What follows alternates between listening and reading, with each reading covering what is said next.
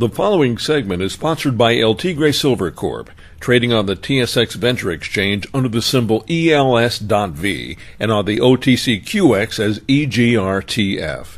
LT Gray Silver Corp. is focused on silver exploration and development in prolific Sonora State, Mexico. Find them on the web at ltgraysilvercorp.com. Join me for a conversation with a frequent guest of the show, David Morgan, the Silver Guru, an expert on money, metals, and mining, also a lecturer and an author. Mr. Morgan has written Get the Skinny on Silver Investing, available on Amazon.com. His website is themorganreport.com. David, welcome back to the program. Good to be with you, Ellis. Are we seeing a contraction or a rout with regard to gold and silver? Well, I'm not sure what to name it, Ellis. I think, obviously, I guess I'd use the word rout. I don't want to play a semantics game, but we have really got hit hard in the precious metals if you're bullish, which, of course, I am. I wouldn't say I'm a permeable from the aspect that, I have called the tops and bottoms pretty much all the way up and down. Not perfectly, but put my record against almost anybody's. I called the $8.40 top, the $21 top, and the $48 top, and got all those almost perfectly. Bottoms I haven't been quite as good at, but I've gotten close on all the major bottoms. On the intermediate term trends, I guess my track record is fair. Basically, it's really impossible for anyone to say, I know exactly where they're going to go. I mean, the whole idea between technical analysis is probability, really, and the probabilities are higher at some times than others. And the way I trade is to make the market prove itself. In other words, I'm not telling the market you're going higher, or I'm telling the market this is a bottom. I'm saying, I think this could be a bottom, and if that were true, this is what the market would have to do to prove it. And once it's proven that, then I'm going to make this action, and that's what I do on the over-the-shoulder service, which is part of your subscription to the Morgan Report. Quite honestly, Ellis, I haven't really had any trades on for quite some time because I've been, like everyone else, watching closely, almost daily, to what's been taking place in the market, and it's really disheartening. It really is. I mean, I'm one of the big bulls out there, I guess one of the leaders. I don't like to think of myself as anything special, believe me, I don't. But I do take it to heart. In other words, I know there are people that follow my work closely, either that, are on the membership service where they get, greater insights. For example, why wouldn't I be trading now, and why can't I pick a bottom here, that type of thing, versus people that just listen to shows like yours that get, I think, hopefully useful information to help them navigate this very difficult time, difficult from the aspect that we're seeing price behavior that does not match the reality of the economic environment. David, we've gone below the $30 an ounce benchmark for silver, and in the past it's always been a buying opportunity when we've had this conversation. I have to ask you again, do you still feel that way today? Yeah, I think I've stayed consistent here. I mean, I'm only human, and I certainly do my best. And I've stated for quite some time that $30 silver or less is a great buying opportunity, longer term, and longer term, I mean 3 to 5 years out, and to take advantage of that. And, I was saying that back for months. I've been saying that for months. Of course, we've been above that mark until recently, and now we're below that mark, and of course, the sentiment has been falling pretty much the whole time because people that bought in at higher prices than that, and I have myself, I bought a little bit above the 30 mark. I'm pretty disciplined, but again, I'm not perfect. Regardless, yes. And the other part of the question really is, where is the bottom? I mean, there's people out there saying silver's going back to 12, there's some saying to 20, and the answer is I don't know. But no one else knows either. I mean, you can forecast whatever you want. What I have stated for the record in my members-only portion, and probably in the public once or twice, is I do think that the 26 level that we have visited like 3 times previously will hold. And the reason I say that is because we've tested it 3 times. Now this again is technical analysis, probability theory if you will. What's interesting is to delve deeper into that. And all the times that it's gone into that level, it's rebounded very quickly. So what that means is the physical market at those levels is very strong, where it takes very little buying at that price level for the market to come back up. In other words, it's kind of like one of these loss leaders that you see. You used to see them quite often on TV. You see in the auto industry sometimes. It's like, well, here it is. We've got a brand new 2013 truck. This truck hasn't, goes through all this stuff. It says, and this truck is only $20,022. And of course, those trucks are selling for like $35,000. But they've got one of those available. It's similar to that. It's like you've only got, so many ounces of silver available at $26. Now, could I be wrong here? Yeah, I could be. But what we do have is fact. And what I just stated is fact. And the fact is that every time silver's gotten into the low 26s, it hasn't stayed there very long, and not much has been available at that loss leader price, if you want to think of it in those terms. I think that would hold. Now, if it doesn't hold, then like any technician, and this makes you talk out of both sides of your mouth, we got to re-examine. But I'm not going to re-examine that until it becomes a fact, because I don't think it's going to become a fact. I think anything under 30, I don't think you have to buy everything today. Could we go lower? And I think probably we will. These type of sell-offs are usually defined in a waterfall decline. It usually takes about 3 days in a row, and then high volume. And recently we hit a death cross in the gold market, and this is where the 200-day moving average and the 50-day moving average cross to the downside, which has happened recently. And a lot of technical stuff works. Plus, what's so interesting about it is how the floor traders react and are almost like a Pavlov's dog situation, where a lot of these technical indicators are just so tightly held belief systems that reaction, the knee-jerk reaction, will take place regardless of anyone looking at the fundamentals or not. Most of these floor traders don't know anything about the fundamentals of the commodities that they trade on a daily basis, because they're in and out and in and out and in and out all day long. And some of the longer held position traders are in and out maybe on a weekly basis. And there's not that many that hold positions for long, long periods of time, although that does occur. That's fairly rare. The people that are really making their living trading are usually in and out of the markets very often. Point being that this death cross situation has put up more negative sentiment. So I would say one of the best indicators that you should really want to buy silver under 30 and gold at the $1,600 level or lower. And I think I was using $1,550 on gold, but I don't want to misstate it. But anything, I'd say under 16, you're probably quite safe on a longer term basis. Is these kind of sentiments where everybody, even the most ardent gold bull, is really starting to get very, very frustrated. And it's psychology. They're winning when you're losing on a mental basis. If you're thinking they're right because of the price alone, then you're not thinking very strongly in my book. The reason being is that, you're supposed to buy low. You're supposed to take advantage of the market. The market's now at a point that hasn't been for quite some time in the silver market and the gold market. And this is opportunity. Now, there's really hardened investors out there that probably didn't have a gold position, have been waiting for silver to be under 30 and waiting for gold to get under 1,600, and they're saying good. And these type of people are disciplined. They're going to start to accumulate in this level. We'll be right back. The Ellis Martin Report is sponsored by El Tigre Silver Corp, trading on the TSX Venture Exchange under the symbol ELS.V and on the OTCQX as EGRTF. Silver has been considered a precious metal for 6,000 years and currency since 600 BC. It's been commercially mined in Mexico since 1530 in mineral prolific and mining-friendly Sonora State, where El Tigre Silver Corp's 5,000-meter drill program is now underway. El Tigre's properties with gold and silver mining concessions span approximately 267 square miles. With an attractive share structure and a strong, proven management team, El Tigre Silver Corp is poised to identify a resource in an area that from 1903 to 1938 produced 75 million ounces of silver and 380,000 ounces of gold. Additionally, their tailing stockpile is currently progressing to production. Learn more about El Tigre Silver Corp by visiting their website, eltigresilvercorp.com, or click through El Tigre's logo on the homepage of our website, ellismartinreport.com. We offer expert opinions only. Find them on our website, ellismartinreport.com. That's ellismartinreport.com. And we're back. Can we expect to see some of the big funds accumulate more bullion again? Great question. I can't disclose a total lot, and some of it is based on sources that are good sources.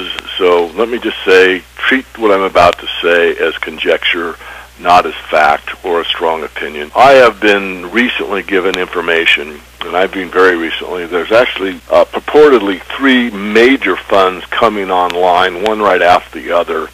And these are vulture-type funds, meaning that they are going to come in and buy massive quantities of mining shares and bullion for the sole purpose of basically a buy-and-hold strategy for the next 5 years. And to me, that's aligned exactly with what a prudent investor does. This is something that, take advantage. The public is panicking. They wish you never heard the word gold before. Even stalwarts like Jim Sinclair. Sure, I'm going to speak for Jim, and I don't mean to, but I'm sure the amount of emails he's getting must just be unbearable. I mean, I know how many I'm getting. Just a lot of worrywarts out there, and they're saying, this is the end, and it's over, and I never should have bought gold, and on and on. And Jim, who's probably got the best record of anybody I know with, remember, I'm old enough to have gone through one whole cycle of the bull market in the precious metals and the 20-year bear market, and now 10 years into the new bull market. So I'm not as old as Sinclair. I'm a good decade or so younger than he. Nonetheless, I think his birthday's coming up the end of March or something. He made a statement, which is a bold one at that, but I wouldn't bet against Jim Sinclair that this will be over, meaning this washout bottom, that's what I'm calling it, not him, would be done by his birthday, which is the end of March. So if he's right, we've got maybe another month of pain or so. Regardless, I don't see any reason to give up here. This, again, is an opportunity, but most people don't say it. So people run on their emotion, not on the fact.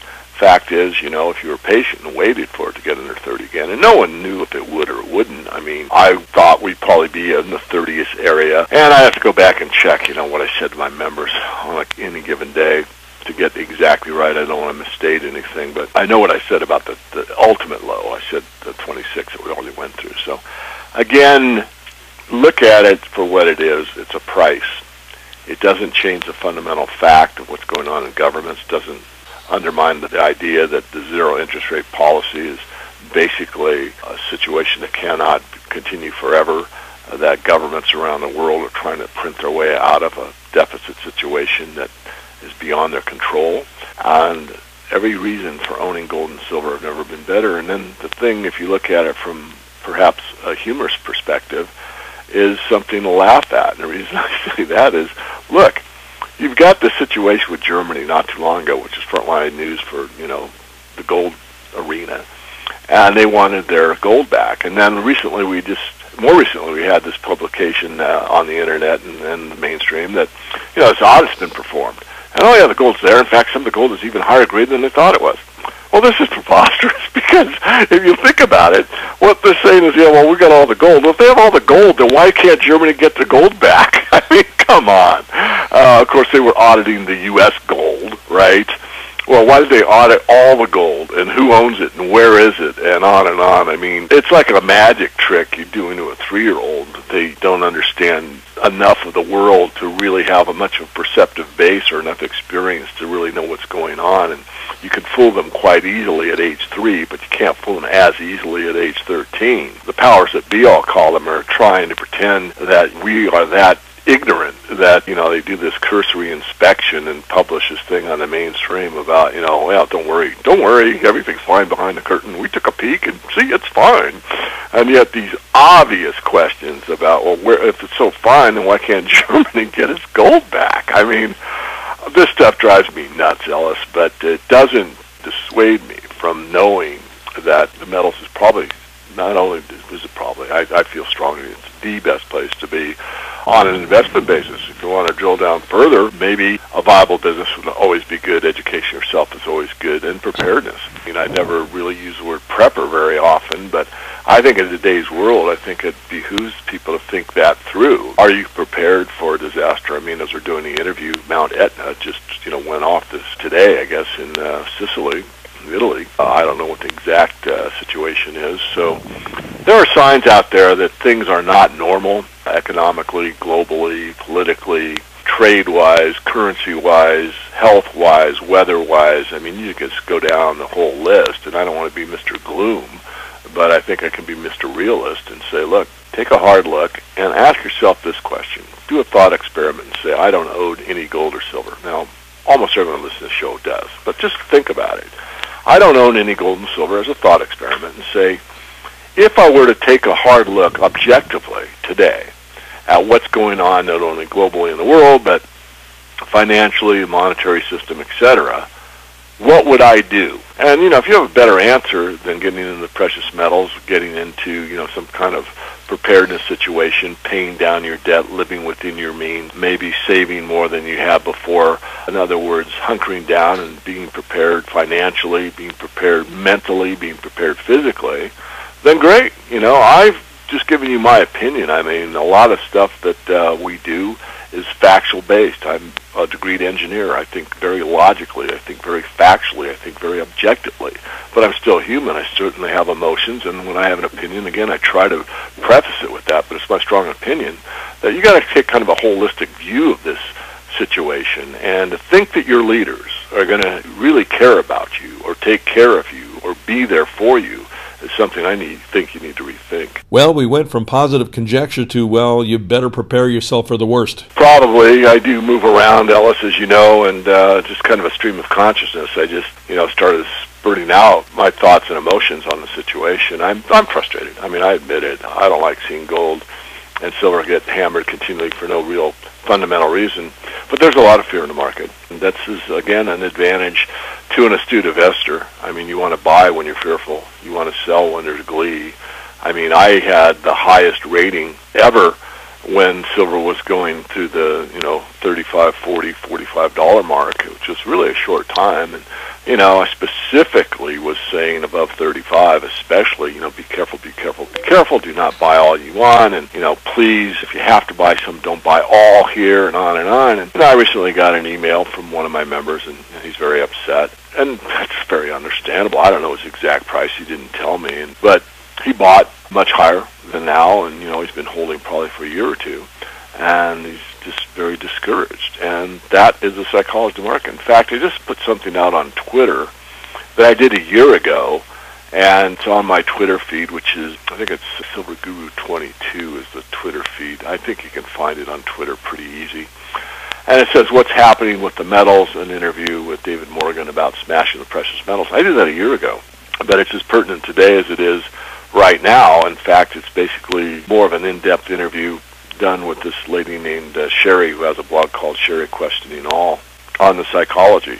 And the psychology is where they win the war on this thing. It's if they can make believers become non-believers in the precious metals, and people that don't think that there's an economic recovery believe that there is a recovery, they will turn out to move out of one asset class and the other, or sell their metal at a low, or move on to something else. And the longer they can keep that psychological advantage, I'll call it, the longer you'll see the market in an area where we probably, don't think it belongs. But there's enough strong hands out there, people that can't be swayed by this psychological maneuvering, that will hold and also, again, take advantage of it. Again, I want to come back and kind of be on a positive. I mean, this information I got about these purported funds coming on, what I was told was these were, massive amount of fiat, massive amount of currencies coming in, not all U.S. based, by the way, and they're just looking for real things. I mean, look at what China's been doing. Have they really slowed down that much? Not really. I mean, they have bought real assets in the ground with their recycled U.S. debt or credit instruments. That tune really hasn't changed that much. The fundamentals haven't changed, but people can't rely on them or get discouraged again from price activity. Price activity is what it is. I mean, certainly if you were in a situation and you bought silver at $40 and you had to sell today because, of your economic conditions personally, you are not going to be happy.